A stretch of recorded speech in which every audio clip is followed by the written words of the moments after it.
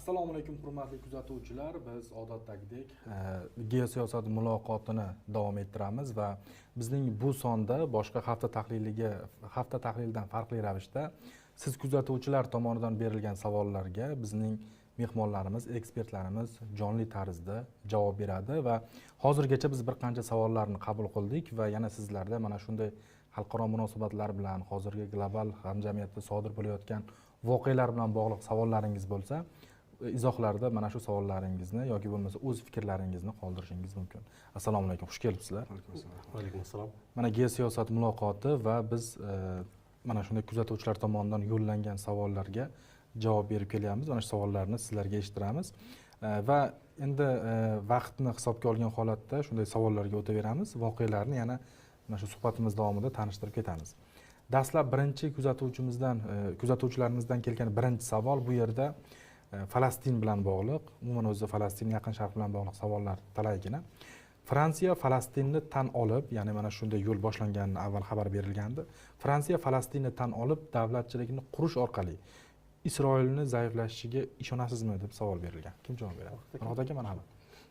Xo'p, endi Fransiyaning bu pozitsiyasi biroz oldinroq, ya'ni men bu voqealarda bo'lishidan oldin ham Makron tomonidan e'lon qilingan edi. Ya'ni Makron biz mana may oylariga borib, hatto may oylarigacha ham emas, o'sha Nyu-Yorkda bo'ladigan konferensiyada e'lon qilamiz degan edi-da. Iyun oyining boshlarida. Iyun oyida boshlarida, may oxiri iyun oyining boshlarida Nyu-Yorkda bo'ladigan o'sha Saudiya Arabiston tomonidan tashkil qilinayotgan konferensiyada e'lon qilamiz degan edi. Bu oldinroq bo'lgan edi o'zi.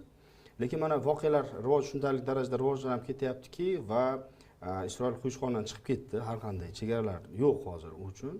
Va mana shu vaziyat va Yevropa ittifoqining va xalqaro tashkilotlarning gumanitar yordamlari umuman yetib bormay qolishi, kechagi mana diplomatlarni nisbatan o'q uzilishi va hokazo boshqa voqeliklar o'sha Fransiyani o'sha hattoki iyunda konferensiyani kutib o'tirmasdan turib ham pozitsiyasini o'zgarishini va o'zgarayotganligini ma'lum qilishiga olib keldi-da. Haqiqatan ham bilamiz, Fransiya umuman Yevropa liberalizm va demokratiyaning o'chog'i vatanidir. Endi mana shu prinsiplarni, tamoyillarni ishlab chiqqan davlatlar agar shu prinsiplarni bugun inson huquqlari prinsiplarini himoyachi sifatida chiqmasa, unda butun dunyoda bunga nisbatan skeptik munosabat shakllanadi-da. Demak, inson huquqlari faqat qog'ozda va yoki qaysidir bir olimlarning kitobida bo'ladimi degan. O'shaning uchun ham bu prinsiplar, tamoyillar Yevropani, umuman g'arb olamini asosiy ushlab turgan ustuni ekan, buni himoya qilmasa bo'lmaydi. Hattoki Isroil bo'lsa ham yoki boshqa davlat bo'lsa ham. Va bugun aynan Isroilning bunday harakatlarni qayta tiklashi, G'azoga kirib borishi va shu sulhning buzganligi va tinchlikning buzilganligi bu butun dunyo hamjamiyati tomonidan qoralanyapti va Falastin degan davlatni haqiqatan ham tan oladigan bo'lsa, Yevropaning yetakchi davlatlari, xususan Fransiya, uning ortidan albatta bir qator davlatlar ergashadi. Hattoki mana Niderlandiya davlati bilamiz, oldindan Isroilga nisbatan o'z simpatiyasini e'lon qilib kelardi, ya'ni ma'lum qilib kelardi-da. Hattoki u ham bugun fikrini o'zgartiryapti-da.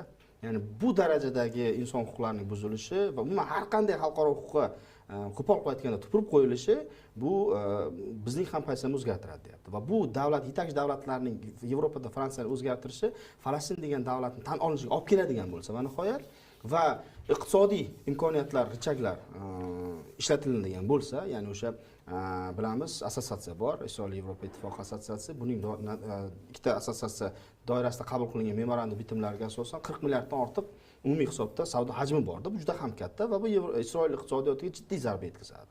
Bu o'sha sun'iy axborot texnologiyalari boshqa yo'nalishlardagi Yevropaga bozorlar yopildi degani. Va bu zarba albatta Isroilni bu qadamlardan chekinishga olib kelishi kerak. Nega aynan Fransiya qiziqish bildiryapti? Mantiqan o'ylaylik, tarixiy asoslari ham bor-da. Bu hududlarda Fransiyaning o'ziga xos geosiyosiy doim qiziqishlari bo'lgan. Livan, Suriya va Falastin hududlarida ham Buyuk Britaniya va Fransiya bu yerda shu yaqin ko'p bo'lmadi-da. O'tgan asrda bu yerda o'ziga xos bir muhitni sharoit yaratgan edi. Faqat hozirgi davlatlarning chegara hududlari ham bilamiz, ularni kelishuvlari va bitimlar asosida shakllangan. Shuning uchun ham bu hududlar befarq emas va bu hududlarda bunday quyushqondan chiqib ketishlik, hattoki AQShning yordami bilan bo'lsa ham ularni o'sha qizil chizgiga yetib kelganligini anglatadi. Shu uchun ham vaziyat o'zgarishi mumkin. Endi yana ruxsat bering, ikkinchi jihat ham bor-da. Nega aynan bu masalalarga hozir Trampning men o'ylayman Putin bilan telefon orqali muloqoti ham va Yevropani o'zini qoldirib ketishi ham Ukraina mojarosida qaysidir ma'noda meni nazarimda turtki bo'lgandek. Agarda sen Ukraina masalasini yolg'iz qoldiradigan bo'lsang, biz ham sening uchun nima deydi, qadrli bo'lgan Isroilni yolg'iz qoldirishga bir signalga ham o'xshatdim. Shaxsan o'zim bu hech qayerda chop etilmadi, bu hech kimning pozitsiyasi emas. Aynan shu narsalar zanjirga shu bir halqa sifatida shu ham bog'langandek-da. Ya'ni Tramp ochiqchasiga aytdi, bundan buyoqqa Rim papasi va shular shug'ullanadi va Saudiya, Turkiya kim shug'ullansa shug'ullanaversin. Bu yoqda biz chiqamiz degan o'ziga xos bir aniq pozitsiyasini aytib berdi-da Tramp. Va AQShning boshqa mansabdor shaxslari ham buni takrorladi. Va ana shu e'lonlardan keyin, chiqishlardan keyin bir kun o'tar o'tmas Fransiyaning va Yevropaning yetakchi davlatlari Isroilga bo'lgan munosabati o'zgarayotganligini, Falastinni mustaqil davlat sifatida qabul qilish mumkinligi haqidagi pozitsiyalar e'lon qilinyapti-da. Mana shu bir keyslarga albatta bu asosiy keys bo'lmasligi mumkin, lekin zanjirga shu halqani ham qo'shgan bo'lardi. Rahmat. Kamoldan keyin qo'shimcha qilmoqchiman bu kuzatuvchimizning savoliga. Fransiya tan oldi deylik, mana Britaniya tan oldi deylik Falastinni. Lekin tan olgan bilan nima o'zgaradi? Ya'ni Isroil mana shunday bosqinchiliklarni davom ettirishi mumkin. Davom ettirishi mumkin. O'zi shu paytga qadar Isroilni xalqaro maydonda juda ham kuchli qo'llab-quvvatlab kelayotgan davlatlarning soni ko'p emas edi. Bular kollektiv G'arbning eng qudratli davlatlari. Birinchi o'rinda Amerika Qo'shma Shtatlari, keyinchalik Yevropadagi Angliya, Fransiya va Germaniya kabi davlatlar. Germaniyada Ikkinchi jahon urushidan keyin ma'lum bir siyosiy tabu shakllangan, ya'ni teginib bo'lmaydigan. Yevropa ittifoqida Isroilni va yahudiylarni mutlaq tanqid qilmaydigan davlat bu Germaniya, chunki o'tmishda qilgan tarixiy jinoyatlari sababli o'ta ehtiyotkor, ya'ni tarixdagi assotsiatsiya, ya'ni o'xshatishlar bir shakllanmasin degan narsa bor. Xo'p, shu paytga qadar mana Fransiyani o'zi ham yoki Angliya ham mana yuqorida Farhod aka yaxshi ta'riflab berdi. Yaqin Sharqda bular kolonial imperiya bo'lgan. Ya'ni butun bir Yaqin Sharqni ikkita davlat, Fransiya bilan Angliya, Britaniya, bular o'sha davlatlarni bosib olib, o'zini ancha mustamlakasi qilib ushlab turgan. Jumladan Fransiya ham aynan Suriyada, demak, qisman Iordaniyada, Livanda, haliga qadar Livanni Fransiya o'zining sarhadi hisoblaydi, ta'sir doirasidagi davlat hisoblaydi, chunki Livanning ma'lum bir yarim aholisi xristianlar. Xo'p, bu davlatlar Isroilni imkon qadar himoya qilib keldi. Ya'ni dunyoda 9 ta davlatda yadro quroli mavjud. Shulardan 5 tasi rasmiy, 4 tasi norasmiy yoki yarim rasmiy deyishimiz mumkin. Jumladan Isroilda ham. Isroilga atom bombasi yaratib bergan davlat qaysisi? Ko'pchilik o'ylaydi Amerika yoki Angliya deb. Yo'q, Fransiya. Buni Fransiya qilib bergan Charles de Gaulle davrida. Endi mana keyingi 1,5 yildan oshiq vaqt mobaynida, aniqrog'i demak 1 yil 7-8 oy bo'lyapti. O'sha 23-yilning 7-oktyabrdan buyon boshida G'arb tishini tishiga qo'yib, bu vahshiyliklarni ko'rmaslikka oldi. Lekin Isroil mutlaq haddini yo'qotib qo'yganidan keyin mana shu paytga qadar rasmiy statistik ma'lumotlarga ko'ra 52 ming g'azolik o'ldirildi. 52 ming. Bu 1,5 yildan oshiqroq mobaynida. Ya'ni 593 kun mobaynida shuncha. Agar hisoblab ko'rsangiz, kamida 18 mingta bola o'ldi va kunga bo'lib chiqsangiz, har kuni 30 tadan ortiq bola, falastinlik bola o'ldirilyapti. Har kuni. Har kuni. Ya'ni har soatda bir nechtadan bolaga to'g'ri keladi. Bu topilgan va tasdiqlangan. Bu topilganlari va tasdiqlangan. Ya'ni soatiga yoki kuniga 30 talab bu bolani o'ldirish uchun bu katta vahshiylik bu aslida. Yaqinda mana isroillik siyosatchilarga savol berishdi. Birinchi jahon urushi, ikkinchi jahon urushi, Vyetnam urushidagi o'lgan jurnalistlarning sonidan ko'ra, keyingi 1,5 yilda G'azoda o'ldirilgan jurnalistlarning soni ko'p ekan, tasdiqlangan. Ya'ni tarixda bunday vahshiylik bo'lmagan. Endi mana G'arbiy Yevropa o'zining Isroilga bo'lgan munosabatini fundamental o'zgartiryapti. Demak, aynan Fransiya va Angliya boshlab beradi. O'ylaymanki, mana Farhod aka yuqorida aytgandek, keyinchalik Germaniya qo'shiladi. Germaniya va boshqa davlatlar. Va asosiy kontekst Amerika qudratli davlat. Amerika Yevropa ittifoqiga har doim yashirin yoki oshkora ta'sir qilish salohiyati eng yuqori bo'lgan davlat. Demak, men shunday xulosa qilamanki, Donald Trump ma'muriyati signal bergan Yevropa ittifoqiga, bu Isroil haddidan oshib ketdi. Mana hozir Falastinni tan olish vaqti deb signal bergan. Endi Falastinni tan olsa nima bo'ladi? Falastinni tan olish 67-yilgi chegaralar bilan bo'ladi. Qaysi davlatki Falastinni tan olsa, avtomatik ravishda Isroilni bosqinchi davlat deb tan olgan bo'ladi. Chunki 67-yilgi chegaralardan Isroil juda ham ko'p joylarni olib qo'ygan. Hozir G'azoni etnik tozalash qilyapti. Buni hamma biladi. Buni hattoki g'arbning siyosatchilari ham aytayapti. Endi men o'zim fransuzchani bilganligim uchun fransuz gazetalarini kuzatib boraman. Fransiyaning sobiq bosh vaziri bor edi, Dominique de Villepin degan. U Sarkozidan sal oldinroq nima qilgandi? U odam aytdiki, Falastinni ertaga emas, hozir bugun tan olishimiz kerak deyapti. Tan olish kerak deb u 1 oy oldin ham, 2 oy oldin ham aytgan. Bu mo'tadil, markazga yaqin o'ng siyosatchi. Va u o'sha G'azoni tan olishimiz kerak degandan keyin uni o'sha ichkaridagi lobbi uni nimaga Hamaschiga chiqardi. Ya'ni Hamasning tarafdori, islamistlar, allambalo deb, ya'ni shu qadar bosim g'arbda o'sha kimki Falastin haqida gapiradigan bo'lsa, dahshat bosim borda. Bu chidab bo'lmaydigan bosim. Bu premyer ministr haqida gap ketyapti. Sobiq premyer ministr, bosh vazir. Bu prezidentdan keyingi ikkinchi odam u. Dominique de Villepin bu obro'yi katta bo'lgan siyosatchi, marginal emas qanaqadir. Ana kechagi yosh bolalarga o'xshabda. Ya'ni Fransiyaning ichkarisida ham siyosiy va tafakkur urushi ketyapti deyishimiz mumkin. Makron yoki boshqa siyosatchilar tishini ichiga qo'ydi va mana o'ylaymanki, G'arbiy Yevropa davlatlari Falastinni tan olgandan keyin faqatgina bitta davlat qoladi, muhim bo'lgan davlat. Bu Amerika Qo'shma Shtatlari. Amerika Qo'shma Shtatlari Falastinni tan olishi bilanoq avtomatik ravishda Isroilni qo'llab-quvvatlayotgan ma'lum bir loyihalar yopiladi. Iloji bo'lmaydi. Chunki bir vaqtimizda davlatlar ikki standartlik endi qilishga, lekin bu darajada qila olmaydi. Masalan, hozir Yevropa ittifoqi Isroil bilan o'sha assotsiatsion hamkorlik bo'yicha juda ham ko'p masalalarni nima qilyapti. Mana Ispaniya Isroilga qurol, aslaha sotishni mutlaq to'xtatdi.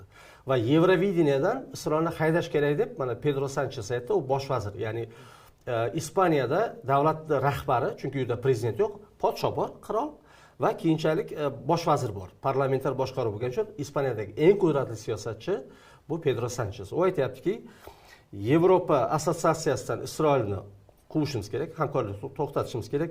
Yevrovideniyadan Isroilni quvishimiz kerak. Nima uchun Rossiyani quvdik? Isroil 3 yildan beri o'tiribdi, necha yildan beri o'tiribdi, shuncha genotsid qilsa ham degan masalalarni qo'yilyapti. Va bugun bu kollektiv kayfiyat. Va natijada Isroilning ichkarisida ham bugun o'sha siyosiy kurashmikan, siyosiy trashuv nihoyatda kuchaygan aslida. Rahmat. Aynan Netanyahu mana shunday bosimlardan keyin yon berishga majbur bo'lyapti desak ham bo'ladi. Endi qisman darajada o'sha gumanitar yordamlarni kiritish bo'yicha. Endi yana aynan mana shu Isroil bo'yicha va Yaqin Sharq bo'yicha bitta savol bor. Qisqaroq javob berib, keyin boshqa mavzularga o'tamiz. Bir kuzatuvchimiz savol yo'llayapti. Netanyahu hukumatdan ketsa, Isroil va Suriya masalasi nima bo'ladi? Ya'ni bu yerda Jo'lan tepaliklari ham bor-ku deyapti. Ya'ni men tushunishimcha, balki sizlar javob berasizlar, Netanyahu hukumatdan ketgandan keyin Isroil Jo'lan tepaliklaridan chiqadimi deyapti. Balki mana dekabrdan keyingi hukumat Suriyada almashgandan keyingi hududni aytayotgandir yoki umuman o'sha bosib olingan Jo'lan tepaliklari asosiy hudud. Endi 80-yillarda anneksiya qilingan Jo'lan tepaliklari va yaqinda yana qo'shimcha qo'shib olinganligi, endi qo'shimcha qo'shib olinganligi emas-ku, lekin o'sha 80-yillarda anneksiya qilinganligi 2018-yil Tramp hukumatga kelgandan keyingi davrda qabul qilinganda, ya'ni u tan olingan. Ya'ni bu nafaqat AQSh tomonidan va boshqa davlatlar tomonidan ham qo'llab-quvvatlanganda, u ya'ni huquqiy jihatdan uni orqaga qaytarish qiyin bo'ladi endi. To'g'ridan to'g'ri. Ikkinchisini ham aytish kerak, bu yerda AQSh uchun Netanyahu shaxsiyati emas, Isroil muhim. Va Isroilning manfaatlari turganda men o'ylaymanki, bunaqangi cheklovlardan qaytmasa kerak. Lekin tashabbuskor Netanyahu bo'lganda-ku. Albatta, lekin Isroilni o'sha hududlarni egallaganlik davrida Netanyahu yo'q edi. Birinchi davrda ham 80-yillarda Netanyahu bu paytda hukumatda yo'q edi, harbiy bo'lgan. Ana shu paytda ham undan keyin ancha yil o'tgandan keyin ham, deyarli 30 yildan ortiq vaqt o'tgandan keyin Tramp kelyapti, o'sha hududlarni tan olyapti. Ya'ni Farhod aka, men aytmoqchimanki, ungacha ham masalan cheklovlar qo'yishgan, rezolyutsiyalar chiqqan va Tramp davrida Netanyahu tashabbusi bilan Jo'lan tepaliklari va Quddusni AQSh tomonidan tan oldi-ku demoqchiman. Yo'q, endi Tramp o'zgarishi yoki Netanyahuning o'zgarishi, men shaxsiy fikrim, bu masalan orqa qaytishga olib kelmaydi. AQShning AQShda faqatgina Tramp yoki Isroilda faqat Netanyahu emasda, u yerda institutlar bor, o'zining lobbisi bor, juda ham katta tizim bor ishlaydi u yerda va buni amalga oshirish juda ham qiyin bo'ladi. Hattoki butun Yevropa qarshi chiqqan taqdirda ham. 47-yildan beri butun Yevropa qarshi chiqqanda hech narsa o'zgarmaganda. O'sha eslaylik, Falastin bilan Isroil o'rtasidagi devorlarni ham surishganda juda katta bir shov-shuv bo'lib, rezolyutsiya ham chiqqan, xalqaro huquqni maxsus qarorlar ham chiqqan edi. O'shanda ham Yevropaning deyarli 90% keskin qoralagandi Isroilni. AQSh prezidentlargacha yetib borgandi, o'shanda ham qoralangandi. Lekin devor 1 metr ham u yoqqa bu yoqqa siljimagan hozirgacha. Bu narsa hozir ham bir keskin qanaqadir bir hududlarni tark etib chiqib Isroil kechirim so'raydi deyishiga shaxsan o'zim ishonmayman. To'g'risida, chunki tarix shuni ko'rsatdi, xronologiya shunday. Lekin bundan buyog'idagi o'zgaradigan harakatlar o'zgarishi mumkin. Nega? Chunki Trampga bugun Yaqin Sharq mintaqada siyosat turishga Netanyahu xalaqit beryapti. U arablar bilan, boshqalar bilan yaqinroq bo'lmoqchi, milliardlab bitimlar imzolanyapti. Fantastik ko'rinishdagi summalar bor edi, trillionlab, endi qanchasi realizatsiya bo'ladi hali bu ham masala-ku. Lekin bu loyihalar ichida Netanyahuning bu xatti-harakatlari xalaqit beryapti. Netanyahuni tinchlantirish uchun Ibrohim shartnomalarni oldinga suryapti Tramp. Men hammasiga imzolataman, bo'ldi qil deb. Yo'qda bo'lmayapti o'sha narsa. O'shaning uchun bu yerda masala mening nazarimda Isroilga emas, isroilliklarga emas, Netanyahuning jamoasiga qaratilgandek. Va unga nisbatan hukm o'qilishiga yaqin turgandek. Ya'ni u o'zining missiyasini bajarib bo'ldi. Bundan buyog'iga endi xalaqit berishga o'tdi. AQShning siyosatiga bu yerda Yevropa mamlakatlari hozir mana Kamol aka aytdilar, Fransiyani tegim bo'lmas manfaatlari bor-da. Bayrut shahrida mana borganlar bo'lsa biladi. Bayrutda borsangiz Fransiyani qaysidir bir naqasiga tushgandek bo'lasiz-da. Ya'ni o'ziga xos madaniyati bor. Arablar ham Fransiya madaniyati deb yashaydi. O'sha xristian arablari ham, musulmon arablari ham bu o'ziga xos madaniyat bu kelishuv bilan bo'ladi. Ya'ni bu hududlarga bir vaqtlar Amerika shtat o'sha armiya joylashtirganda, Buyuk Britaniya harbiy bazani joylashtirganda ham Fransiya manfaatlari bo'lganda va bugun ham mana shu chiziq Fransiyani ushlab turibdi. Agar shu chiziqgacha keladigan bo'lsa, Netanyahu deyapti, AQShga aytayapti, men ham ayrim bir choralarni ko'raman deyapti. Netanyahu esa hozir buni o'tkir faziga olib chiqishda manfaatdor emas. Hozir tezroq biznes loyihalarini o'tkazib olib, ishini bitirish kerak. Netanyahu shu yerda cho'ntakdagi bir no'xatga o'xshab hech joylasha olmayapti-da. Mana shuning uchun ham men qo'shilaman Kamol aka fikrlarga, bir qanaqadir bir rozilik berilgandek bo'lyapti. Bu yoqqa sekin-sekin o'sha ildizlari yoki kanallari qisqartirilib, aynan Netanyahuning jamoasiga nisbatan qaratilishi mumkin bu. Lekin butun Isroilning manfaatlari orqaga qaytib 47-yil holatiga tushishiga shaxsan to'g'risi hali beri ishonish qiyin. Rahmat. Kamol aka boshqa savol qo'ysam bo'ladimi? Ya'ni vaqt nuqtai nazaridan Donald Tramp dunyo mamlakatlarini bojlar tahdidi orqali ma'lum darajada o'ziga bo'ysundirdi deyish mumkinmi? Ya'ni bo'ysundira oldimi degan savol qo'yadi. Mana shu vaqtgacha bo'lgan jarayonlarda. Xo'p, mana Donald Tramp hokimiyatga kelganidan keyin eng asosiy bo'lgan 4 ta Amerikaning savdo-iqtisodiy hamkorlariga misli ko'rilmagan bojlar joriy qildi. Demak, birinchisi Xitoy Xalq Respublikasi, ikkinchisi Yevropa ittifoqi, qolaversa Kanada va Meksika. Mana shu birinchi, ikkinchi, uchinchi, to'rtinchi o'rinda turadigan Amerikaning asosiy savdo-iqtisodiy hamkorlari. Xo'p, bularning barchasiga har xil hajmdagi, demak, tariflarni, ya'ni bojlarni, soliqlarni joriy qildi. Lekin mutlaq aksariyatidan Donald Tramp orqaga chekinishga majbur bo'ldi. Ba'zi bir masalalarda, aytaylik, Panama kanalida yoki aytaylik mana Meksika bilan yoki Kanada bilan ba'zi bir masalalarda kelishuvga erishishga muvaffaq bo'ldi. Bu juda ham juziy. Amerika o'zining o'sha e'tirozi orqali sizlar bizni tanlayapsizlar degan pozitsiyada edi. Haligacha ham shu pozitsiya saqlanib qolyapti, anchagina pasaydi. Ya'ni Donald Tramp shunaqa siyosatchiki, biror narsani paypaslab ushlab ko'radi, qo'li kuygandan keyin shu zahoti o'zining qo'lini qaytarib oladi. Xuddi shunday Xitoy bilan tirashib ko'rdi, Xitoy bilan orqaga chekindi to'liq. Ya'ni u narsani bir marta aprobatsiya qilish kerak edi, sinab ko'rish kerak edi, sinab ko'rildi. Lekin umuman olganda Donald Tramp ko'proq chekindi, 90% chekindi. Ya'ni u bitta o'zi uchun ideal bir vaziyatni tasvirlagan edi. Biz shunday qilamiz, unday qilamiz deb va mutlaq aksariyatidan u orqaga chekinishga majbur bo'ldi. Chunki Amerikaning oldingi prezidentlari yoki oldingi davlat rahbarlari, oldingi o'sha savdo-iqtisodiy modellari ahmoqona bo'lmagan. Amerika nima uchun dunyoning eng qudratli, eng boy davlati? Chunki dunyodan arzon narsalar olib, mana rus tilida aytamiz, sherpotreb deymiz, ya'ni kundalik ehtiyojga zarur bo'lgan narsalarni o'zi qimmat intellektual mahsulotlar sotib o'rgangan edi. Ya'ni dunyoda savdo-iqtisodiy hamkorlikning asosiy zanjiri qulay bo'lgan narsalarni olish va qulay bo'lgan narsalarni qimmatroqqa sotish. Butun dunyoda iqtisodiyot shunaqa. Va Amerika yillar davomida masalan boyib keldi. Masalan 90-yillar, 2000-yillardagi aniq statistik ma'lumotlar borda. Yevropada, Yaponiyada o'sish bo'ldi, lekin eng katta iqtisodiy o'sish baribir Amerikaning o'zida bo'ldi.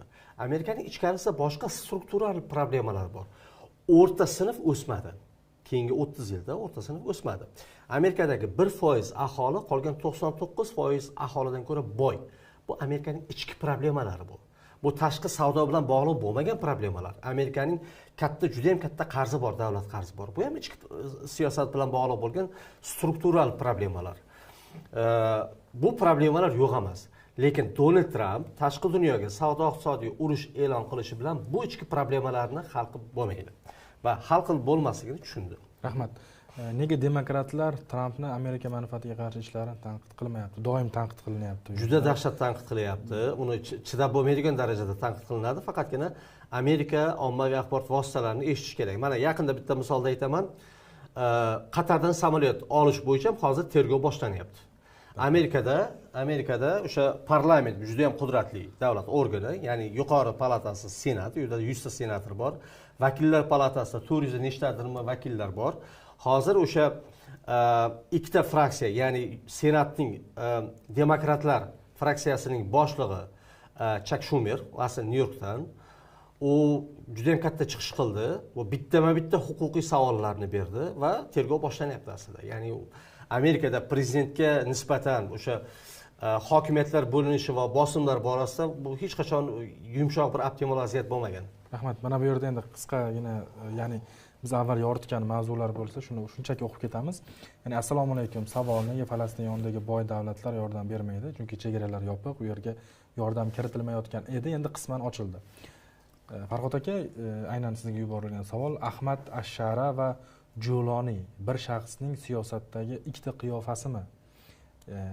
Endi bu yerda xoinmi o'zi yoki hozir g'oyasiga teskari shaxsmi? Ya'ni g'oyasiga teskariligini ko'rdik bugun.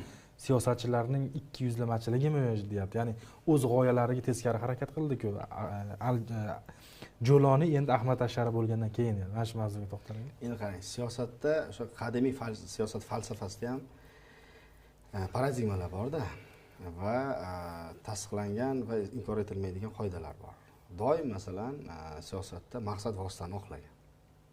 Vaqti kelib, ya'ni maqsadga erishilgandan keyin o'sha erishilgan vositalar oqlanganda, ya'ni u vosita hokimiyatga erishishning turli xil vositalari bor. Mana rivojlangan va demokratik jamiyatlarda bu saylov va ma'lum bir siyosiy tashkilotlar orqali o'zini xalqning ishonchini qozonish va hokazo amalga oshiriladi. Lekin jamiyatda joyda urush bo'lib turgan bir joyda yoki bir boshqa bir konfliktli holatda demokratik institutlar orqali hokimiyatni egallash imkonsiz. Demak, kuch ishlatish kerak bo'ladi, qurol ishlatish kerak bo'ladi.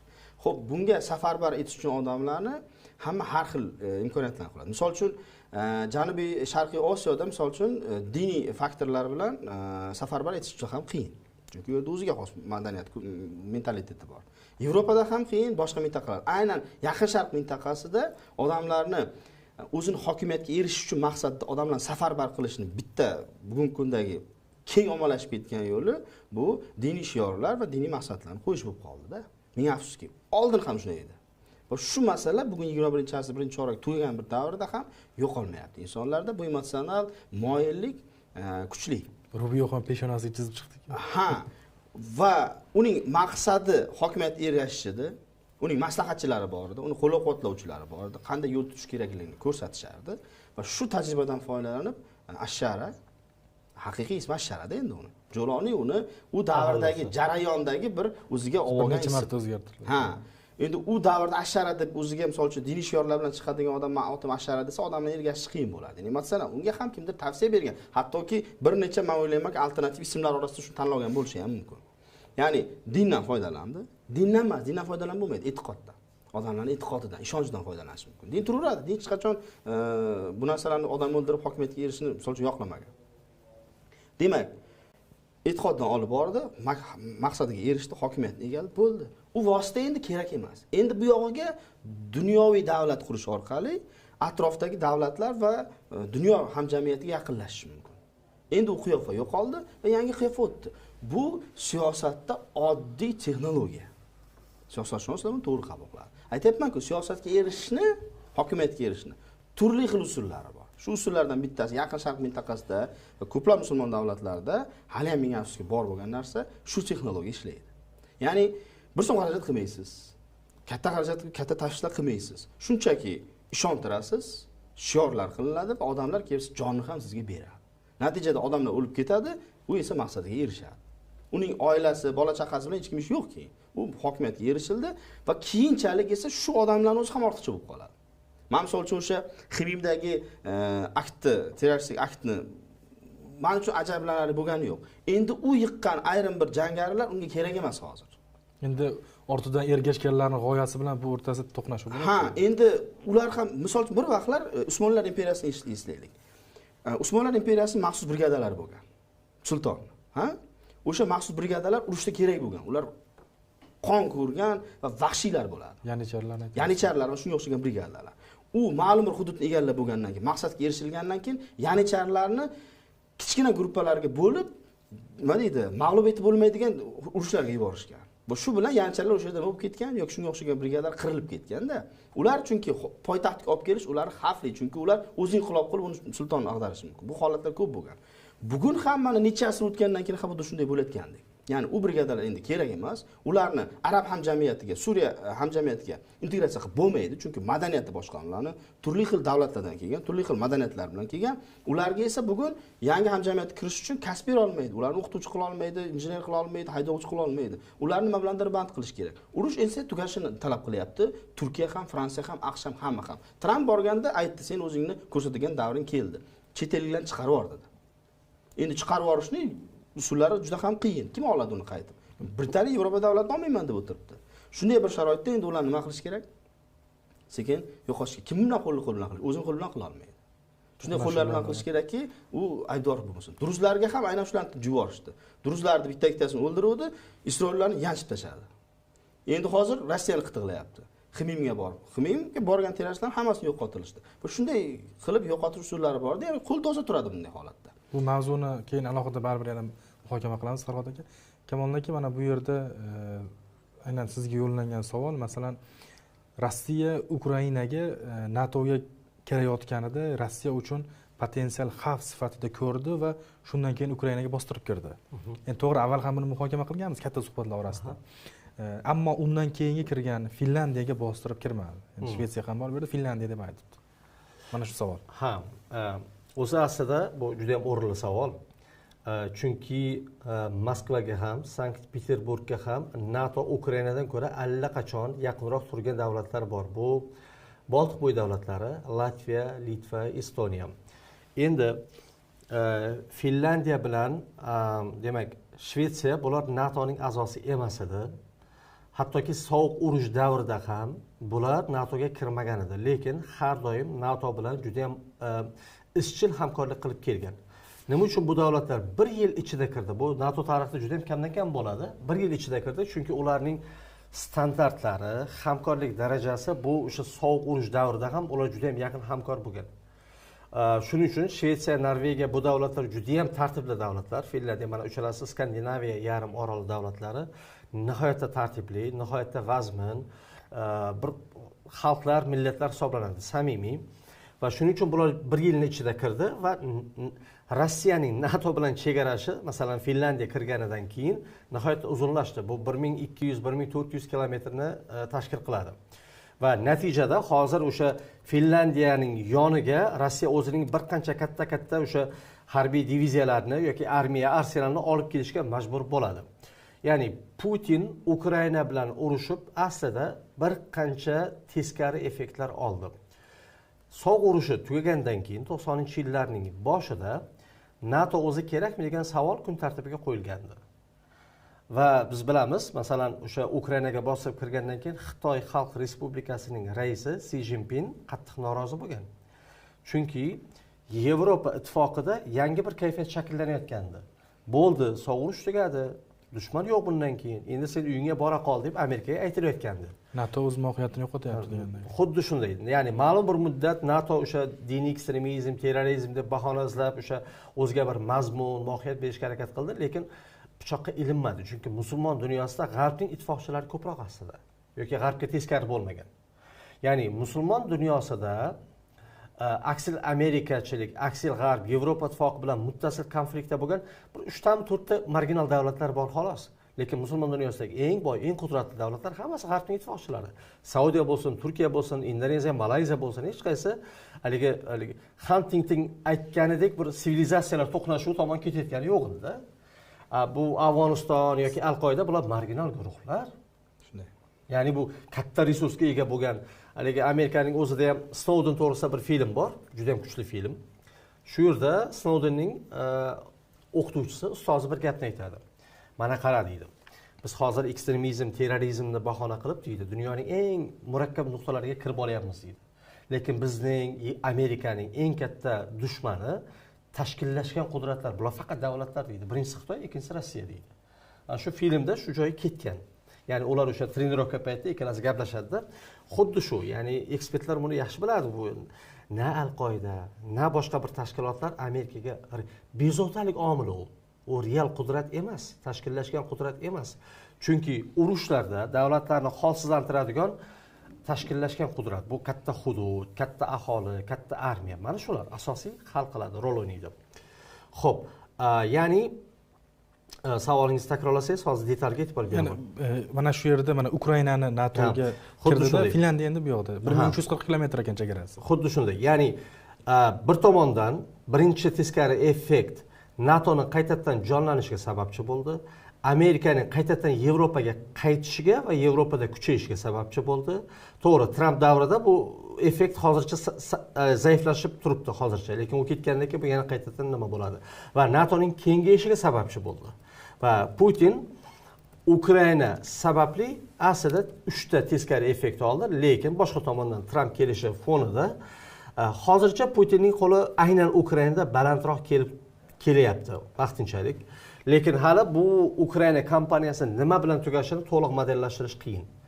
Chunki Ukrainaning kayfiyati Rossiyaga yon berish holatda emas. Rahmat. Va undan tashqari aynan Finlandiya va Shvetsiya NATOga kirgan vaqtda Rossiyaning o'sha frontdagi ahvoli ham o'zi yaxshi emasdi. 7-8 oydan keyin munosabat bildirilgandi-da, ular a'zo bo'lgandan keyin. Farhod aka, yana bu yerda AQSh bo'yicha bor, AQShning o'sha Tolibon bilan munosabatlari bo'yicha bor. Ya'ni AQSh Tolibonni terrorchi tashkilot maqomini qayta ko'rib chiqmoqchi ekan. Bu nima degani? Ha. Ya'ni yengillashtirmoqchi. Endi Tolibon bugun o'sha 97-98-yillardagi Tolibon bilan hozirgi Tolibonni farqini sezyapti hamma. Va Afg'onistonda tinchlik bo'lishini hamma xohlayapti. Shu davrdamiz hozir.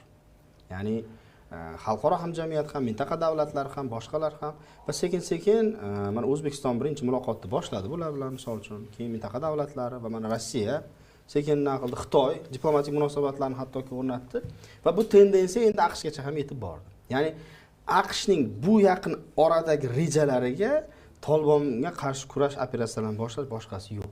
Bu bir. Ikkinchidan mantiq ko'rmayapti AQSh. Ya'ni xo'p, Tolibon bo'lmasa kim unda? Real kuch bormi hokimiyatni topshiradigan Afg'onistonda? Chunki Afg'oniston juda ham murakkab tuzilmada. Uni Afg'on degan misol uchun millat yo'q. U bir umumiy davlatning nomi, millat nomiga qo'yilgan davlat emas. Bu yerda bir qator yuzlab millatlar bor, konfessiyalar bor. Hamma butun dunyoga xavf solishi mumkin bo'lgan ekstremist terrorist tashkilotlar vaqtincha boshpana topish mumkin istalgan paytda. Buni ko'rdik. Misol uchun Suriyada IShIDga qarshi tozalash paytida hammasi kelib oldi, bu yerda IShID Xuroson boshqasini qildi. Bu muammolar AQShning ham nima deydi, rejalariga kirmaydi. Ya'ni bu muammolarni bartaraf etish kerak. Lekin u yerda yana harbiy operatsiya qilib, yana boshqatdan harbiy bazalar qurish uchun esa AQShning bugungi kunda hafsalasi ham yo'q. Bo'lib ham Trampning. Va to'qnashuvga ham olib keladi endi Xitoy va Rossiya. Endi Tramp xohlamaydi buni. Endi Xitoy yaqinlashib kelayotgan ekan Afg'onistonga. Afg'oniston o'rta bo'g'in, u to'g'ridan-to'g'ri yaqin sharqqa o'tib ketadigan. Hindistonni ham, Afg'onistonni ham to'g'ridan o'tkazib yuboradi. Hattoki Markaziy Osiyoga alternativ yo'l sifatida ko'rilishi ham mumkin Afg'oniston. Mana bunday bir holatda hozir u yerda real kuch bo'lib turibdi Tolibon.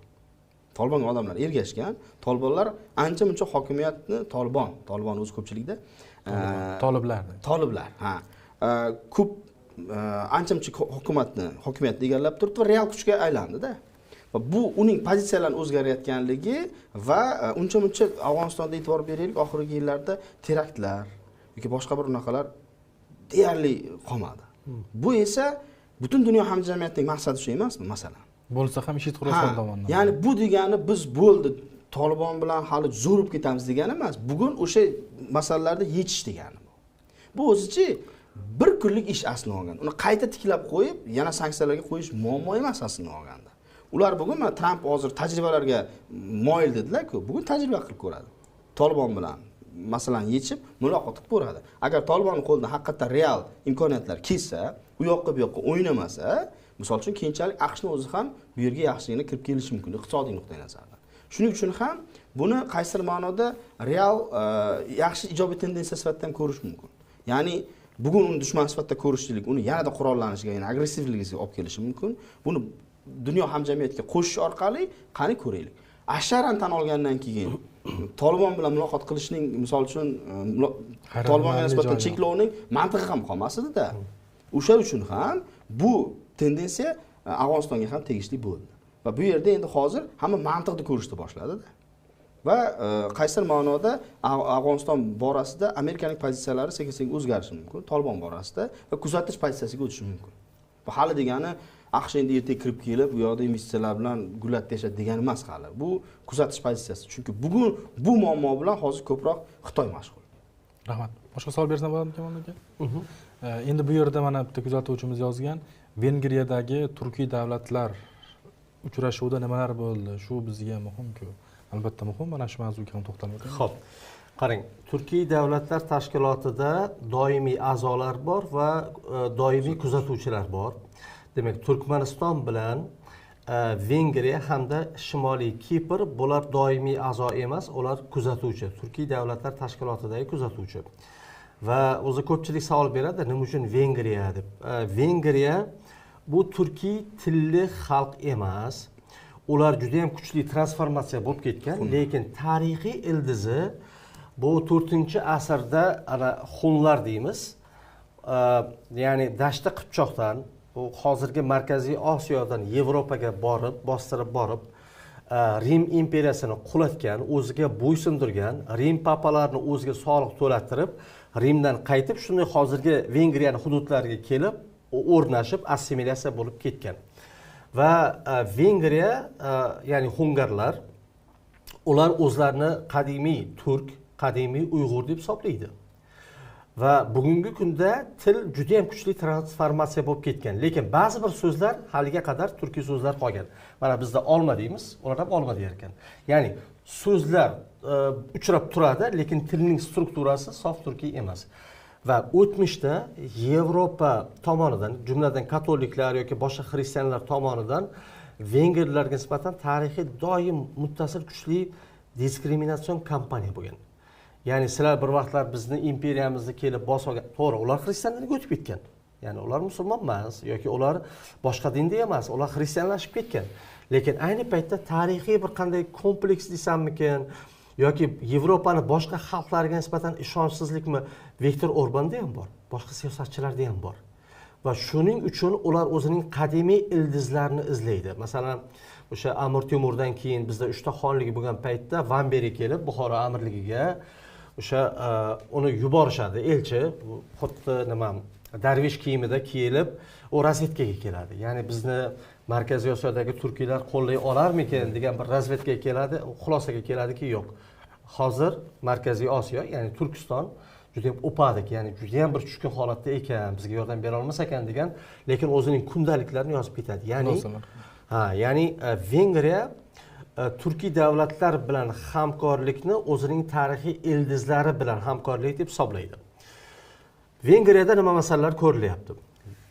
Vengriya to'laqonli a'zo bo'lmaganligi uchun u yerda asosan katta loyihalar muhokamasi bo'lyapti. Va u yerda mana prezidentlar qo'l qo'ygan nimalarga qaraydigan bo'lsak, katta qarorlar qabul qilingani yo'q, lekin asosiy qadriyatlar va kelajakdagi loyihalar bo'yicha ma'lum bir kelishuvlarga erishildi. Farhod aka to'ldirishingiz mumkin. U yerda meni bilishimcha alifbo va boshqa masalalar ko'tarildi. Shunday u yerda o'sha yagona alifbo masalasi kun tartibiga qayta qo'yiladi. Endi bu nima deydi, navbatdan tashqari sammit ekanligini ham eslatib o'tmoqchiman. Norasmiy bo'lgan. Norasmiy, chunki 12-sammit Ozarbayjonda o'tkaziladi. Asosiy qaror qabul qilinadigan hujjatlar u yerda bo'ladi-da o'zi. Norasmiyda umumiy olganda muhokamalar, memorandumlar bo'lishi mumkin, umumiy bir kelishuvlar bo'lishi mumkin. Shuning uchun bu uchrashuvda asosiy o'sha 12-rasmiy sammitdan oldingi pozitsiyalar aniqlama olindi. Masalan, o'sha alfavit masalasi yana kun tartibiga chiqib, ancha muhokama bo'lyapti-da. Balkim 12-sammitgacha o'sha Turkiya taklif etayotgan alifbo yoki boshqalar taklif etayotgan alifboni kelishib olarmiz deb. Lekin hali kelishish borasida hali aniq bir yakdillik yo'q. Nega? Chunki Turkiy davlatimiz hammamiz ham, Turkiy xalqlarimiz baribir madaniyatimiz, tilimiz bir, lekin tovushlarda farq bor-da hali. Misol uchun bizda bor tovush qozoqlarda yo'q. Qozoqlarda bor tovush qirg'izlarda bo'lmasligi mumkin. Turklarda bor tovush boshqasi. Ya'ni bu tovushlarni anglatadigan harflarni qo'yish hali ancha ilmiy tadqiqotni anglatadi-da. Bitta tovushning yo'qolishi millatni, nima deydi, o'ziga madaniyatni yo'qotishiga olib kelishi mumkin. Birdagina tovush. Masalan, tasavvur qiling, OQG harfi yo'q. Bizda boshqa nimaqadan nima farqimiz qoladiki? Bizda yo'q bo'lsa agar. O'sha uchun ham alifbo masalasi ham boshqa masalalar ham davlatlar sinchiklab ilmiy tadqiqot qilib keyin olib boraylik deyilyapti. Albatta birdan bo'lmaydi. Ha, endi bu yerdagi bitta O'zbekiston uchun alohida jihatini aytib o'tmoqchi edim. Davlat rahbari o'sha OTB Group rahbari bilan uchrashdi. Bilamiz, u Yevropa bo'ylab banklar tizimi va investitsion moliyaviy institutlarga ega bo'lgan tizim va bu yirik kapitalga ega bo'lgan investorning Markaziy Osiyoga va xususan O'zbekistonga kirib kelishi ancha oldin boshlangan edi va bundan buyog'i tezlashadigan bo'ldi. Ya'ni bir qator bank tizimlariga investitsiya kiritadi. Hattoki o'sha banklarning ochilishi ham masalasi ham bor. Bu esa nima deydi, aynan shu uchrashuvlardagi, shu tashrifdagi O'zbekiston uchun bir e'tirof etish mumkin bo'lgan jihat deyishimiz mumkin. Rahmat. Bu yerda endi Shimoliy Kipr masalasi ham bor edi. Endi bu hali aniq barcha davlatlar kelishgani yo'q. Ha, bu yerda Turkiya tarafi, ya'ni Turkiya prezidenti Erdo'g'an bayonot bergan va aytganki, Shimoliy Kipr, Qibris Turkiy davlatlarga qo'shiladi. Bu vaqt masalasi degan bir ma'noda bayonot bergan. Ya'ni bu Turkiy davlatlar tashkiloti va unga a'zo bo'lgan davlatlar ma'lum bir ziddiyatlarni o'zlari uchun anglab olish kerak-da. Mana Samarqand deklaratsiyasidan oldin ham, mana yaqinda Samarqandda uchrashuv bo'ldi. Xo'p, undan oldin ham Yevropa ittifoqi G'arb davlatlari Kiprning yagona davlat ekanligini urg'ulovchi bir bayonotlar berib, Turkiy davlatlari, ya'ni Markaziy Osiyo davlatlariga shu narsani doim bildirib kelgan. Lekin muammo Kiprning o'zida, aslida dunyo sarhadida, dunyo maydonida ziddiyatli bo'lgan muammolar juda ham ko'p. Masalan, Hindiston-Pokiston konflikti bor. Mana 80 yildan beri tinchmayotgan Isroil bilan Falastin muammosi bor. Lekin ba'zi bir ekspertlar, ko'pchilik ekspertlar aytadiki, Kiprdagi konflikt bu eng hamma uchun qulay bo'lgan konflikt deydi-da. Ya'ni u yerda qon to'kilish yo'q, boshqa narsalar yo'q. Janubiy Kipr, ya'ni greklar qismi aytadi, bizga nima kerak? 2004-yilda referendum bo'lgan. Referendumda o'sha grek kiprliklar aytganki, bizga tekinxo'rlar kerak emas degan. Nima qilamiz qo'shilib degan. Bundan keyin hozir masalan Shimoliy Kiprning lideri Ersin Tatar aytayaptiki, yo'q, federalizm masalasi yo'q. Bo'ldi. U etapdan o'tganmiz. 30 yil ko'rdik, bunga harakat ham qildik. Vaqtni yo'qotmasdan biz mustaqil davlat sifatida e'tirof etilishimiz kerak deydi. Aslida bu Janubiy Kipr ham shimolni juda o'ziga qo'shib olishga hali ham ishtiyoq bo'layotgani yo'q-da. Ya'ni dunyoda yagona davlatki, davlat bayrog'ida Kiprni orol, yagona bir geografik hudud sifatida e'tirof etiladi. Lekin aholiga kelganda ikkita tarafda ham bir juda ham katta bir ishtiyoq yo'q, intilish yo'q bir-biriga.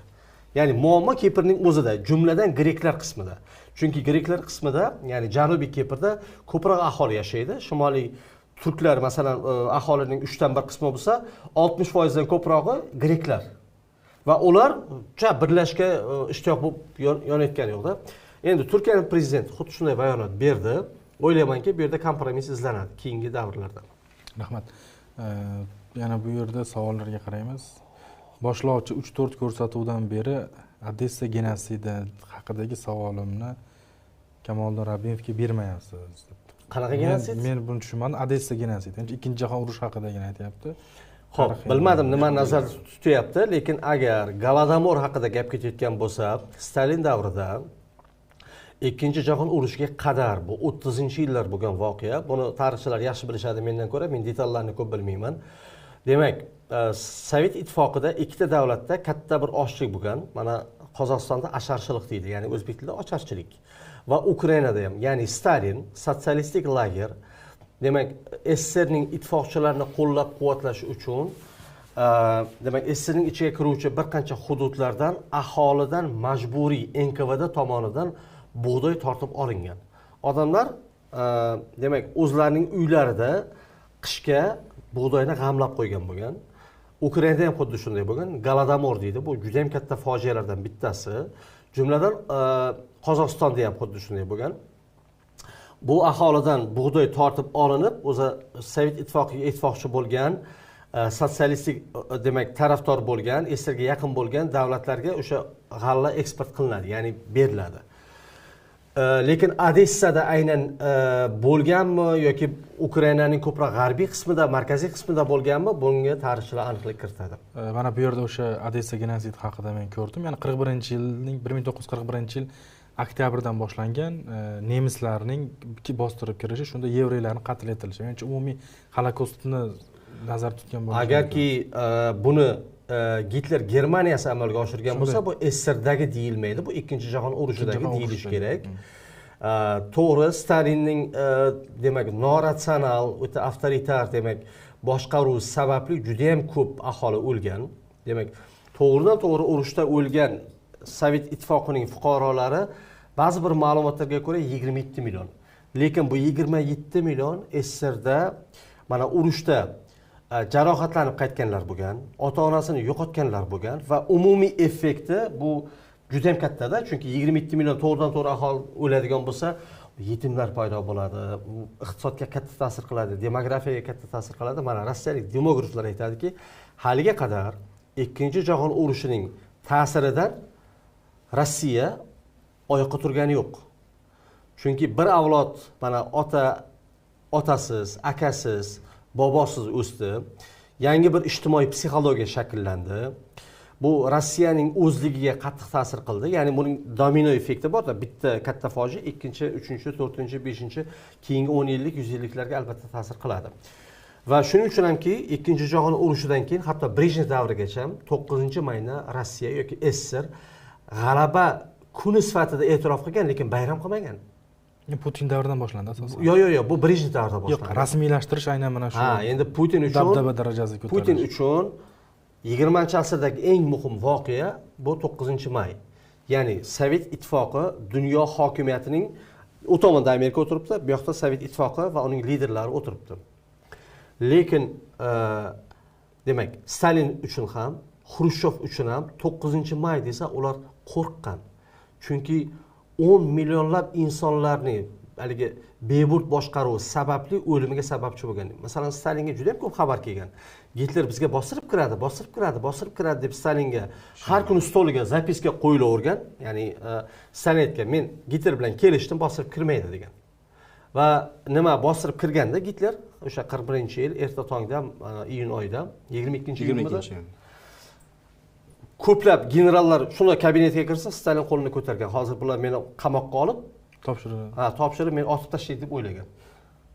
Hayron bo'lgan qolgan generallar, "Tavarish Stalin, nima uchun qo'lingizni ko'taryapsiz? Bizni boshqaring" degan. Keyin o'ziga kelib, keyin boshqarib olgan. Rahmat. Qirg'izistondan salom yo'llashyapti va o'zimizga bog'liq savollardan ko'proq beringlar.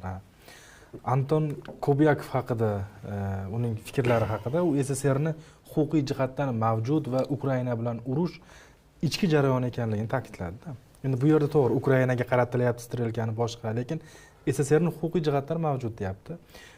Buni Putinning maslahatchisi aytyapti. Masalan, qaysidir bir nima emas. Ukraina masalasini gapirgani bilan bu boshqa sovet davlatlariga, ya'ni sobiq Sovet ittifoqi tarkibida bo'lgan davlatlarga ham bir nima deymiz, ishorami? To'g'ridan-to'g'ri ishora emasmi? Mutlaq ishora. Bu yerda Ukrainadan boshqa nima qo'shilmaydi shuning uchun. Birinchi navbatda bu urushni mafkuraviy va mantiqiy asoslari qidiriladi doim. Doim mana shu markazga yaqin bo'lgan siyosatchilar mana shunaqa chiqishlar bilan chiqyapti-da. Mana yaqinda tergovni boshlig'i Pastrikin migrantlar haqida 20 mingdan ortiq migrantlar haqida gapirdi. Sobiq ittifoq davlatlaridagi ayrim bir migrantlar haqida. Ya'ni urushni mantig'i va biz ruhan birgamiz ekanligini asoslash uchun ishlatiladigan terminga aylanib qoldi. Lekin bu termin tushunilardi mafkurachilar tomonidan boshqa tomonidan qilingandi. Lekin bugun mansabda o'tirgan va markazga yaqin bo'lgan siyosatchilar tomonidan aytilishi bu demak shounistik kayfiyat ichkarida anchagina avj olganga o'xshaganini ko'rsatadi-da. Bu bir. Ikkinchisi, agar bunaqa huquqiy asoslarni qidiradigan bo'lsangiz, dunyoda bunaqa huquqiy asoslar juda ko'p. Millionlab asos keltirish mumkin. Masalan, Temuriylar davlatini tugatilgani haqida huquqiy vujud yoki bayonnoma bormi masalan? Masalan, Temuriylar davlat tugatildi deganmi, Shayboniyxon kelib pechat bosgan, nima bo'lgan o'zi? Masalanda chunki bir javob berib o'tib ketsa ham bo'ladi agar ko'rsa. Ko'p-ku masalan, bunaqa narsani tagini yetsa. Misol uchun, amirlik Xiva xonligi va Qo'qon xonligini rasman tugatilganligini hujjatlarni taqdim etishsin unda. Turkiston davlatini tashkil etilishini. Bunichi agar qidirsangizchi, normativlarnichi ko'p savollar chiqadi. Shuning uchun qachmagan joyda qashlash kerak emas-da. 91-yil mustaqil bo'ldi hamma. Farhod aka, bitta savolda bular birinchi marta emas-da, lekin mana u aytilgan gaplari yoki ritorikalari chuqur o'ylashib turib, mana shundoq mayli oddiyroq bo'lsa ham aytaylik deyishadimi yoki haqiqatan elitani saviyasi shunaqami ularda? Yo'q, mana shu aytayapman-ku, har bitta narsani o'zi bir qanaqadir bir hissasini qo'shish uchun, mafkuraviy mantiqiy asoslash uchunchi mana shunaqa aytib turishadi-da, birgin xato qilib qo'yishadi ekan, oxirida jim bo'lib ketishadi. Bu urush paytlarida bo'ladi va mana shu paytda g'alvirdan ko'tarilganda kim qanaqa kadr ekanligi ham ko'rinib qoladi o'zi aslini olganda. Bu aslini olganda bizdan ko'ra Moskvaga aniqroq bo'lish kerak. Qara kimlar ishlayapti o'z tizimda. Bu qaytamga ittifoqchilarni va yaqin davlatlarni uzoqlashtirishga xizmat qilmaydimi, yaqinlashtirishdan ko'ra? Buchi ko'p savollarni o'zlariga qaytadan 10 talab savol qaytib keladi o'ziga. Shunday. Sizning fikrlaringiz yo'qmi? Xo'p, qarang. Demak, bunday bayonotlar avvalambor Putinning kayfiyatidan kelib chiqib beriladi. Chunki Putin imperialist, u dunyoning eng katta davlati Sovet ittifoqi, demak, qudratda bo'lgan paytida demak KGBda ishlagan, Germaniyada, ya'ni Shtazida nima qilib, eng gullagan bir yoshlik davrida yoqdan video magnitofon, audio magnitofon olib kelib, tanishlariga 2-3 barobar qimmat sotib yurgan bola edi. Haligi vudruk kutilmaganda paq etib esir yiqilib qoldi va u bola ko'chada qolib ketib qoldi. O'shaning uchun unda kompleks bor. Va agar o'sha men o'zim bolalikda eslayman-da, geografiyada men yaxshi o'qiganman. O'sha paytda esirni mana karta, dunyo siyosiy kartasiga qarasangiz, mana shunday bahaybat esir turibdi-da, oldida mana kichkina davlatchalar. Biz o'sha Yevropa davlatlarini izlashga erinardik-da, chunki esir shu qadar katta bir davlat edi. Va mana shunday qarash, ya'ni biz dunyoning eng katta qudratli davlati edik, bizni davlatimizni boshini yeb bitirdi. Mana Putin juda ham ko'p marta aytgan-ku, 20-asrning eng katta geosiyosiy fojiasi bu esirning qulashi degan gap, uni haqiqatda ichkarisidan chiqadi. Va har qanday imperiya yiqilganidan keyin imperiyalar ham odamga o'xshaydi. Imperiya o'sha katta bir hukmdor, katta bir hokim, hokimiyatda bo'lgan paytda har kuni uni uyiga bir sovg'a salomlar, qo'ylar, tandirlar kelib turadi-da. Mulozamat. Ishdan bo'shagandan keyin xotiniga eslab yuradi-da, masalan, er xotini, qanday zo'r edi, men salom ham bermay ketdi, u kuni burilib menga qaramay ketdi deb, xuddi shunday. Fransiya ham bu davrdan o'tgan, post imperialistik sindromdan. Angliya ham xuddi shunday bo'lgan. Masalan, Eyfel minorasi qurilayotgan paytda Fransiya katta imperiya edi. Va undan keyin masalan Fransiya ham depressiyaga, hozirgi Fransiya depressiyadagi bir davlat deyishimiz mumkin. Angliyada ham xuddi shunday. Mana Hindiston bosqichma-bosqich, hattoki Angliyaga o'zining aytayapti, sen meni asrlar davomida talading, vaqt keladi, baribir o'ndiraman. Lekin sen o'sha olib ketgan demak nimalarni berishing kerak, eksponatlarni, olib ketgan narsalarni. Chunki Angliya podsholarning tojiga qarasangiz, ikkita juda ham katta olmos bor.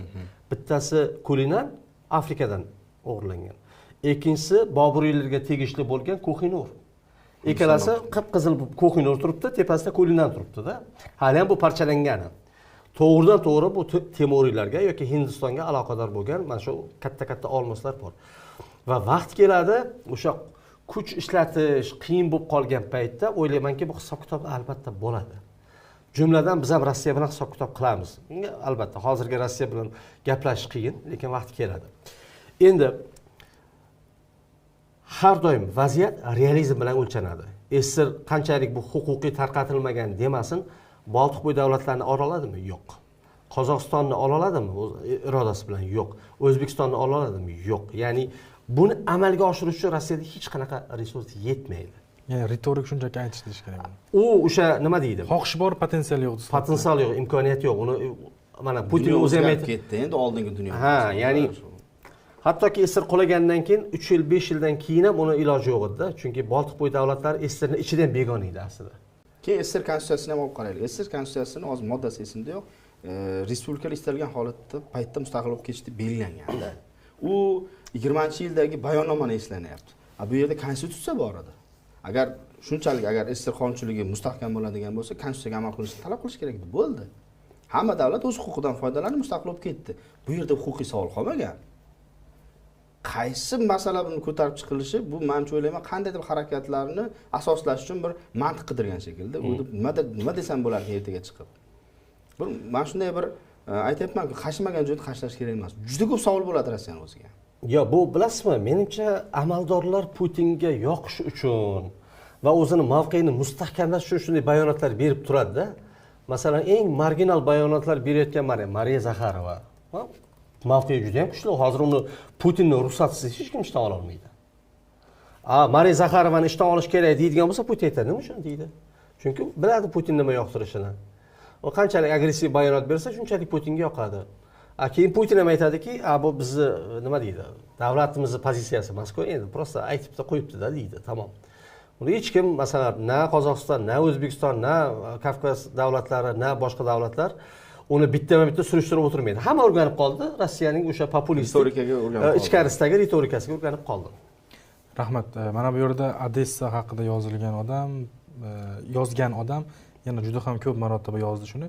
2014-yil Odessada may oyida bo'lib o'tgan voqeani aytayapti ekan va mana hozir sizlar javob berayotganlaringizda men bu bo'yicha biroz qidirib ko'rdim. 2014-yil 2-may kuni Odessadagi profsoyuzlar uyida yuz bergan voqea ko'plab odamlar halok bo'lishiga olib kelgan va ommaviy qirg'in sifatida eslanishi ham mumkin.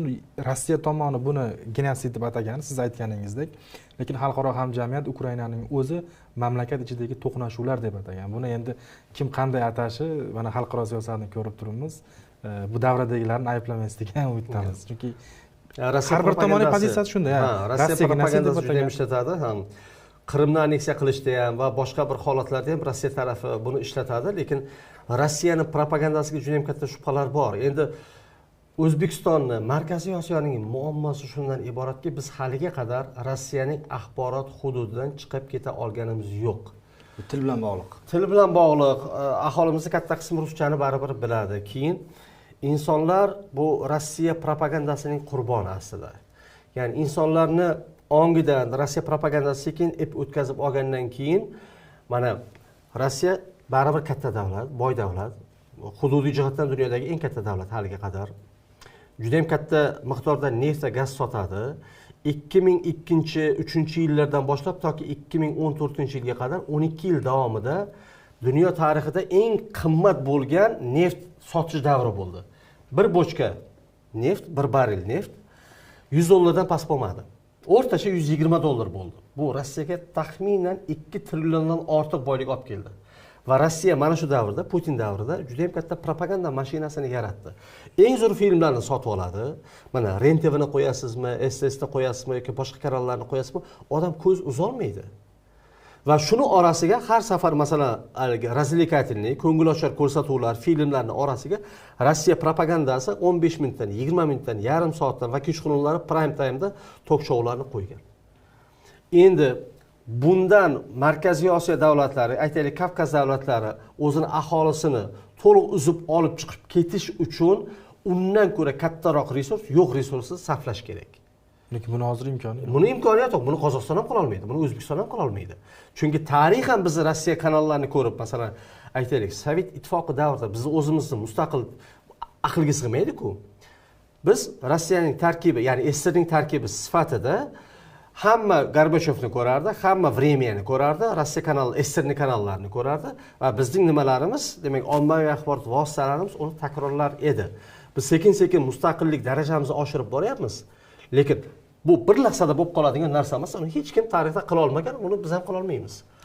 Va Rossiya propagandasi juda ham kuchli intellektuallar ishlaydi u yerda. Odamlarni, masalan, Rossiyada intellektual potensial postsovet hududidagi eng katta intellektual potensial u yerda. O propagandistlar ahmoq odamlar emas u yerda.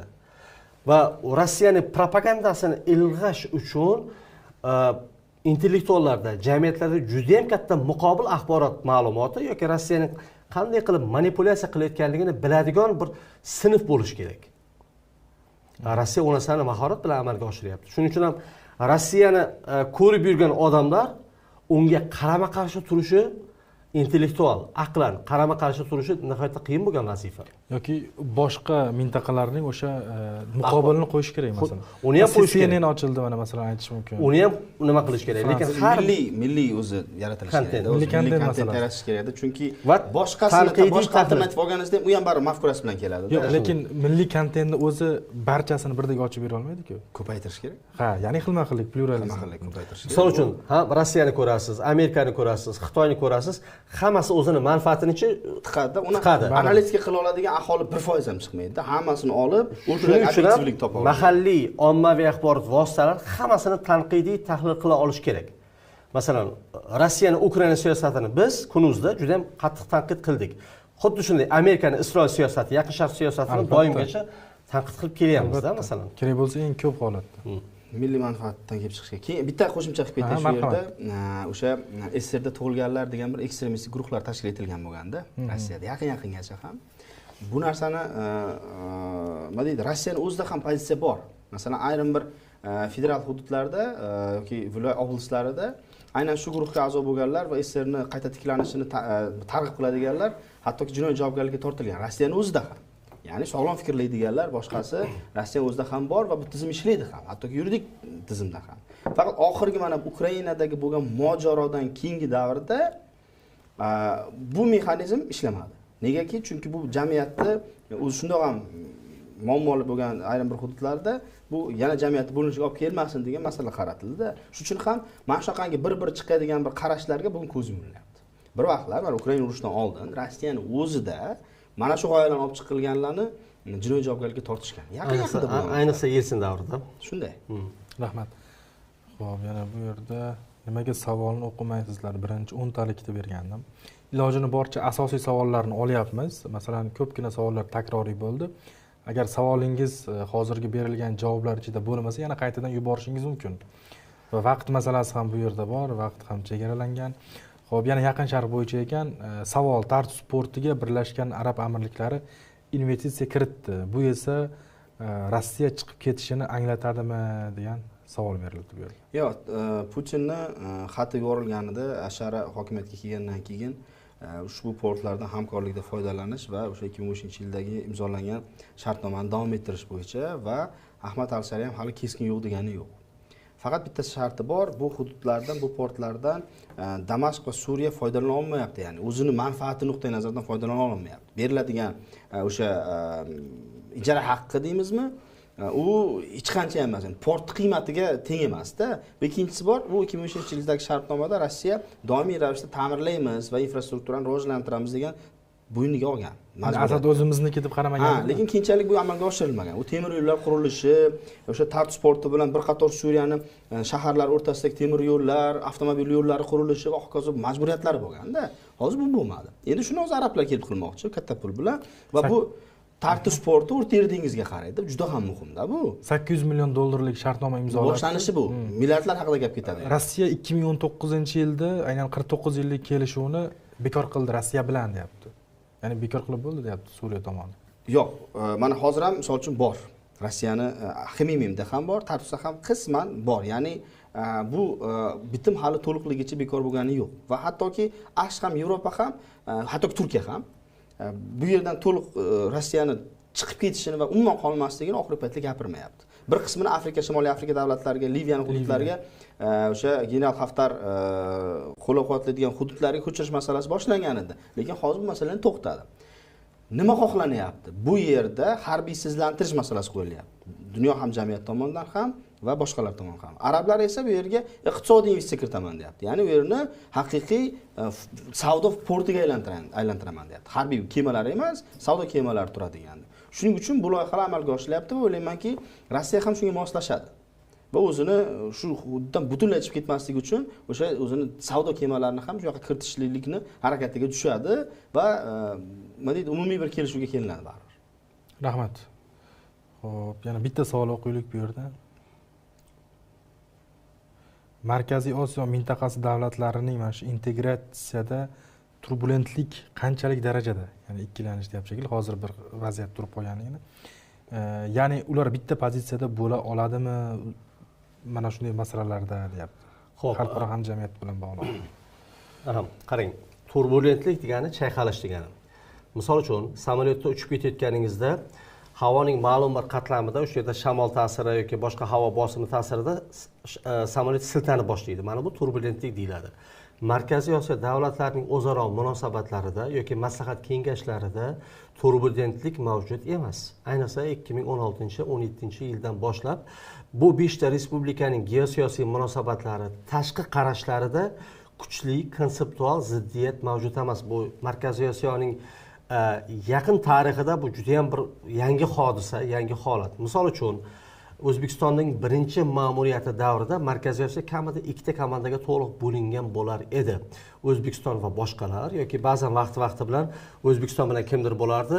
Suv masalalarida aytaylik, suv qabul qiluvchi O'zbekiston bilan Qozog'iston, qolgan mana bu davlatlar, Turkmaniston ham bor bu yerda. Lekin Tojikiston bilan Qirg'iziston suv beruvchi davlatlar sifatida mana shu davlatlar ikkiga bo'linar edi. Geosiyosiy masalalarda Rossiya bo'yicha, Xitoy bo'yicha, kollektiv G'arb bo'yicha, Yaqin Sharq, ya'ni Isroil-Falastin konflikti bo'yicha davlatlar, Markaziy Osiyo davlatlari bugun deyarli yakdil pozitsiyada. Deyarli, ya'ni bu yaqin tariximizdagi haqiqatda bir optimal, ijobiy bir holat. Endi Markaziy Osiyo integratsiyasi bormi, yo'q? Markaziy Osiyo integratsiyani qarang. Bir qancha etaplari bo'ladi. Ya'ni biz birlashishimiz kerak degan tafakkur to'liq shakllanib bo'lgan. Lekin uni tashkilotga aylanishi uchun qadamlar bormi? Juda ham zaif deb aytishimiz mumkin. Ya'ni yoki vaziyatga qarab qandaydir. Men har doimgi fikrlarimni takrorlayman. Markaziy Osiyo davlatlari bugun integratsiya bo'yicha tashkilot tuzishni istamaydi. Sababi shu zahoti Rossiya ariza beradi. Men ham tashkilotga a'zo bo'laman, chunki va hech kim yo'q demaydi. Shuning uchun hozir Rossiya hokimiyatida Putin bo'lar ekan, Markaziy Osiyo maslahat kengashi, ya'ni bir platforma shakllantirish bilan shug'ullanadi va o'sha mintaqa atrofidagi avvalambor Rossiya tomonidan qulay bir imkoniyat bo'lishi bilanoq bu tashkilotga aylanadi. Lekin bu Putindan keyin men nazarimda. Rahmat. Albatta mana savollar juda ham ko'p. Umuman savollarni oxiriga o'rinmay desak ham bo'ladi, lekin barchasiga javob berish uchun vaqt chegaralangan va shuni ham kuzatuvchilarimiz to'g'ri tushunishlari kerak, nega efirlar juda ham uzoq emas deb. Biz hafta oxirida hafta tahlillarini qilyapmiz. Mana savol-javob, kuzatuvchilar bilan savol-javob sonlarini tashkil qilyapmiz, lekin kunuz bu katta tahririyat va bu studiyalarda yana boshqa suhbatlar va har xil materiallar, mana shunday videolar yozib olinishi kerak va uchrashuvlar, suhbatlar, tahlillar davom etishi kerak. Shuning uchun bizda vaqt chegaralangan. Va albatta biz yana haftaning oxirida hafta yakuni va shuningdek kelasi haftadan yana shunday savol-javob suhbatlarimizni tashkil etamiz va o'zingizni qiziqtirgan mavzulardagi savollaringizni tayyorlang yoki yozib qoldiring izohlarda. Umuman o'z fikrlaringizni ham izohlarda mavzu yuzasidan yozib qoldirishingiz mumkin va umuman olganda bizning mana shunday loyihamizda yana bir qancha tahliliy suhbatlar tashkil etilgan va davom etadi. Bular ham jonli tarzda bo'lmasa-da sahifamizning asosiy videolar qismida yuklab boriladi. Bugun esa tashrif buyurgan siyosatshunoslarimizga tashakkur bildiramiz. Sizlarning fikrlaringiz va tashriflaringiz uchun rahmat. Sog' bo'linglar. Rahmat.